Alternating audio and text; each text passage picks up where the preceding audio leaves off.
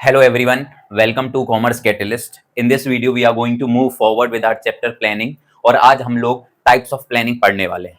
तो types of planning में there are two types of planning, single use plan और standing plan. पहले हम पढ़ेंगे सिंगल यूज प्लान क्या होता है।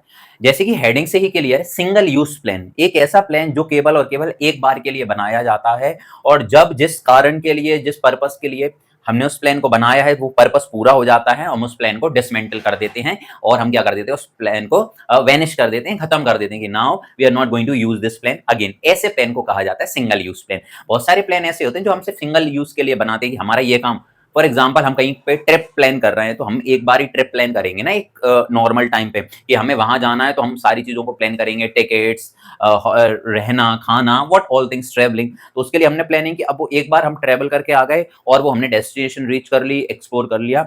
अब हम क्या दोबारा उस प्लान को एग्जीक्यूट करेंगे क्या? नहीं, दैट प्लान इज डन। तो वैसे ही ऐसे टाइप के प्लान को कहा जाता है single use plan. Created for a one time activity और a project that is not repeated. एक ऐसा प्लान जो केवल एक बार के यूज के लिए बनाया जाता है या किसी स्पेसिफिक पर्पस के लिए बनाया जाता है और जिसे रिपीट नहीं किया जा सकता, रिपीट नहीं किया जाता, उसे हम कहते हैं सिंगल यूज प्लान।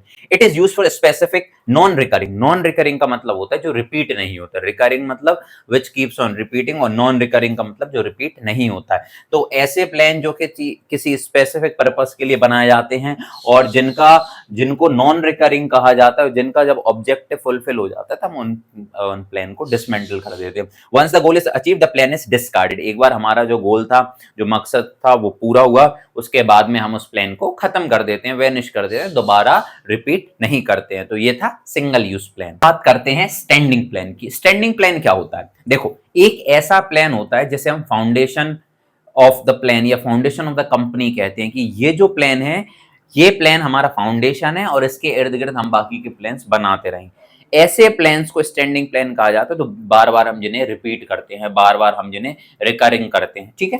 तो a plan use for activities that occur regularly over a period of time. बार बार हर एक एक्टिविटी के लिए बार बार हम उस प्लान को एग्जीक्यूट करते हैं, ना कि एक पर्पस हमारा, जैसे कि हमने यहाँ पे देखा था कि एक पर्पस खत्म हुआ उसके बाद हमने उस प्लान को ही डिसमेंटल कर दिया। नहीं, यहाँ पे क्या रहता है, ऐसे प्लान्स को हम बार बार यूज करते हैं क्योंकि ये हमारे फाउंडेशन होते हैं, ठीक है।